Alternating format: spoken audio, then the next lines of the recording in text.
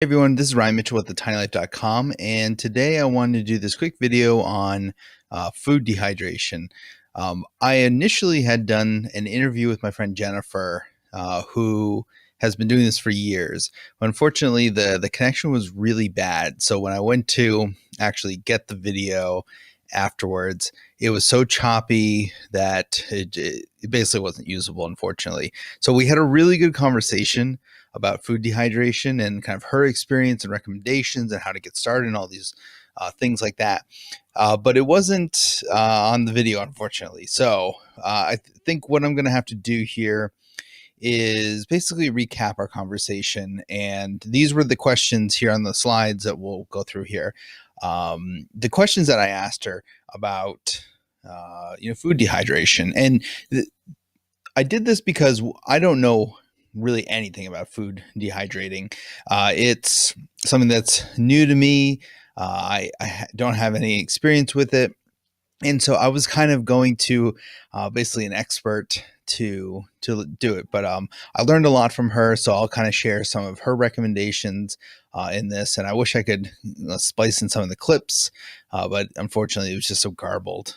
So that's how it is. Anyway, so this is kind of like the beginners, 101 questions for food dehydration. So first off, what is food dehydration? Basically, food dehydration is where you take, fruits, vegetables, and in some cases meats, and you apply for a long time a steady flow of air at a certain temperature, typically a little bit warmer air, not hot, but just warm, and you have a high rate of volume of kind of air flowing in around all of the food. So food dehydration, you have all this air flowing around the food. It's typically in a unit that has like these slatted trays or vented trays. And you typically slice or cut the fruit or vegetables, and in some cases meat, in pretty thin slices or chunks, so that you basically have more surface area for it to do. Because the goal here with food dehydration is actually to suck the moisture out of the things. You're never going to remove 100% of it, but we're going to go for a high percentage of removing the water from that food. And basically what that does is it helps us extend the life of like it's a food preservation technique where we extend the shelf life of an item. So you can do this for vegetables, you can do this for fruits, and you can also do things like fruit leathers and of course then like jerkies and things like that. So that's the basics of what food dehydration is. Why would you want to do this? So when I was talking with Jennifer, one of the things that she said is, her family was very concerned about like healthy eating, and they like to spend a lot of time outdoors. And when, she has a family, and if you buy, dehydrated fruits and vegetables and things like that for if they're going on a trip or for cooking or whatever the case may be, for a full family, that can really add up. And she also wanted to be able to control exactly what was in her food. So it was a kind of like a health conscious decision as much as a budget decision for her family. I think those are probably the two main veins that I've seen when you talk to people about food dehydration is they want to eat healthier, and they're buying this stuff anyway, and this is just a way for them to cut costs or reduce costs, if you will, or they're very concerned about where their food's coming from. They may have a garden or something like that, or they buy from a farmer's market. They want to know exactly what's in their stuff. So this is a way for them to do that so they can control the full process of their food. So me and Jennifer, we talked a little bit about how does this compare to other food preservation methods. And the main one we talked about was canning.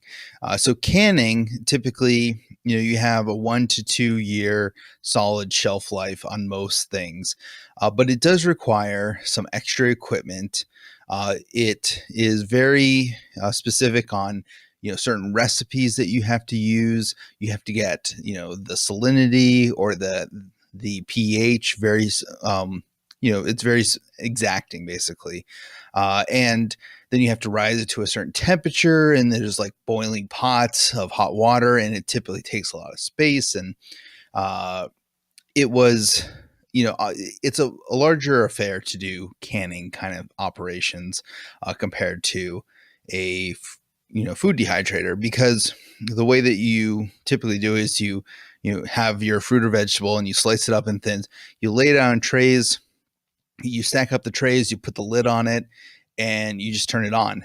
And it typically runs anywhere from 12 to 24 hours, sometimes longer, depending on the thing. And it's relatively uh, it's a much simpler process once you kind of figure it out, and the timings and things like that. So while canning will have a longer shelf life, it also requires specialized equipment, specialized recipes, and there's potential for things like botulism and things like that. When it comes to dehydrating, there's less chances of botulism or things like that kind of being introduced, but it won't last as long in many cases. Sometimes it could, but in many cases, you're looking for like things that are dried will last like 3 to 6 months or something like that. Whereas, like I said, canning 1 to 2 years is considered like kind of acceptable. But I think we all have stories of our like grandparents or something like that that have like really old jars, and they eat them and they're fine and all that kind of stuff.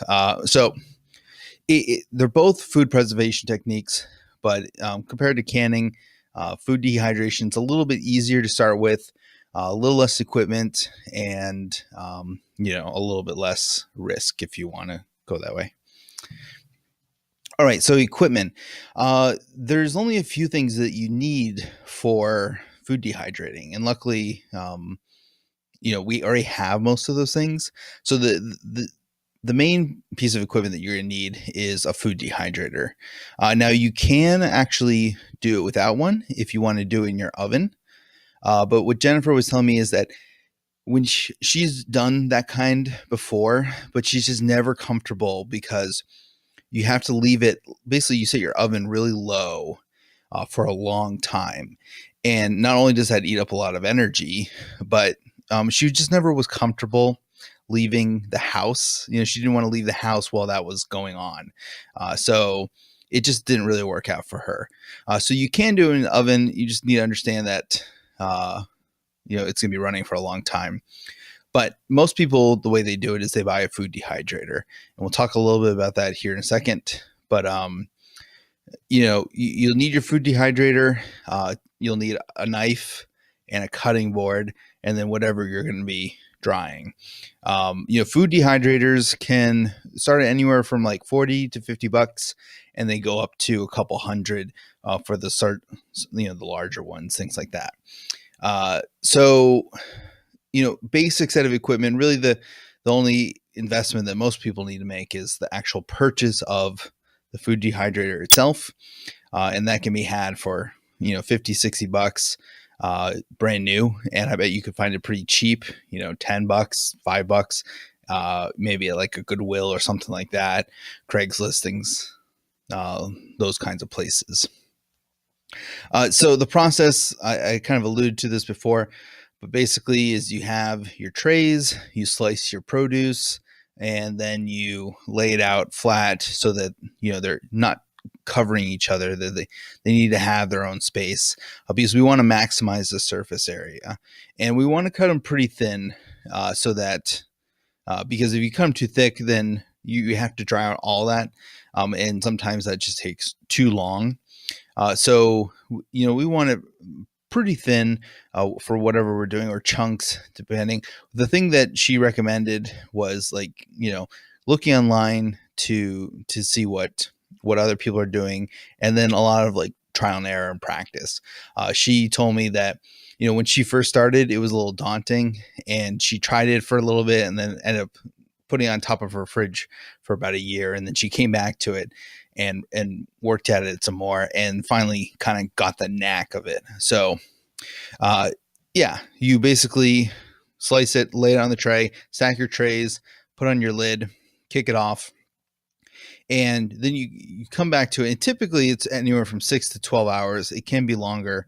It all depends on what you're drying, how thick you've cut it, environmental conditions, different things like that. So you can find recommendations online, and we'll put some here in our post about what are typical drying times and like how thick you should cut things. But that's the general process. Okay. So what safety issues do we need to think about? Luckily, it's not that difficult. Um, Compared to like canning, I know I have a lot of experience with canning, and you're always kind of wary of canning, even though like I've done it for years. I have a lot of experience with it. I've been taught by professionals. I've even taught professionally to other people who want to can. And you always just kind of like are very skeptical of the cans that you're doing because, botulism and other things like that. You're always looking out for, how is the can looking weird, or your jar, is your jar looking weird? Does the lid look like it's seated really well? Did it pop on you or whatever?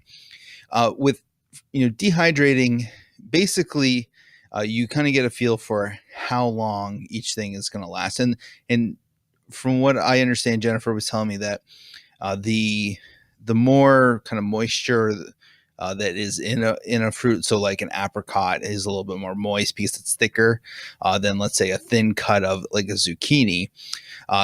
There'll be more moisture in an apricot versus like a thin slice of zucchini, and you just have to basically watch out for mold. She typically keeps it stored in like jars or bags.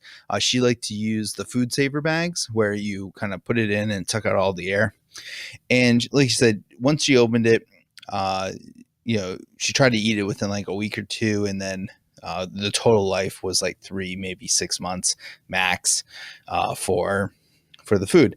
So it's just kind of using common sense. Think about the time that it takes, or the time that it's been processed, basically. Look for odd smells, look for mold, things like that. And it's just kind of general food safety stuff. It's nothing, there's less of an issue of hidden bacterias like botulism that come into play here.